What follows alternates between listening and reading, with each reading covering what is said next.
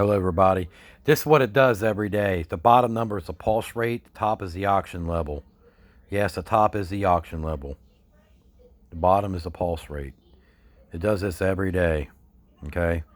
And I have ringing in the ears, probably from the beta blocker. But I have multiple sclerosis, and they call it tinnitus or tinnitus or whatever. Ringing in the ears when I take that beta blocker twice a day and within hours. Sometimes it takes hours for that medicine to work because it's time release. Metropol or Metropol or whatever it is. Metropolol. There it goes.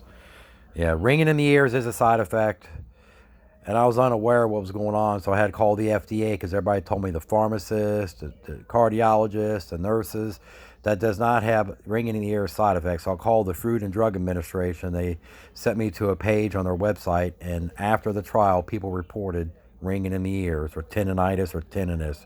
So yes, so if you guys are unaware of side effects, call the FDA. They'll give you all the side effects medication, not just during the trial period, because the pharmacist will print out a paper. That's just the side effects during the trial, not after.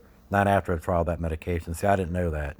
So now I know. Now I call the FDA or go on their website and find out the full side effects of that medicine, because the pharmacist will tell you that don't have side effects of tendinitis, but the FDA will tell you something different. But see, the bottom number there is very tacky. And when I stand up and walk, it jumps all over the place. It's like boom, boom, boom, boom, boom, boom, boom, boom, boom, boom, boom. Very tacky, they say. Inappropriate sinus tachycardia. A lot of people say, do you have POTS syndrome? Is that POTS? You get tested for POTS? So I thought POTS is this direct opposite where your pulse gets real low. You know what I mean? It does this every day. I take the beta blocker here about 30 minutes from now. And sometimes it takes that beta blocker a couple hours or 3 or 4 hours to really start kicking in because it's time released. I'm on a baby dose, 25 milligrams of metropolol twice a day, every 12 hours. 11 o'clock at night, 11 o'clock during a.m. So there you go. And if I get up and move around, that 83 and 82 will jump to 100. It's easy. 120, 130, 140, 150. And it'll bounce back down. Sometimes when I stand up, it'll drop down to 62. Then bounce up to 120. So it's weird. It's very weird. And I went to the hospital a few times a while back, like 7 times in 8 weeks, and they swore up and down it's got to be anxiety causing this. Even the ambulance driver said, you got anxiety? I said, no. And it's actually not anxiety. So the doctors at the hospital emergency room, all 7 visits, didn't know what the hell was going on, so they blame it on anxiety. Some lady told me they blame anxiety in her heart condition for 3 years before she was actually diagnosed. Her heart problem was anxiety.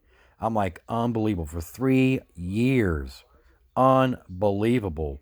See how this anxiety stuff gets misdiagnosed?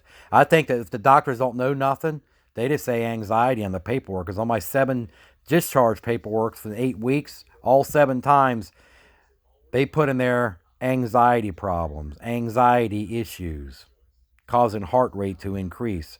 And it's not. You know, they see me wear a heart monitor for 30 days. Why would I be wearing a heart monitor for 30 days by a cardiologist's request for anxiety? Does it make any sense? It doesn't, does it?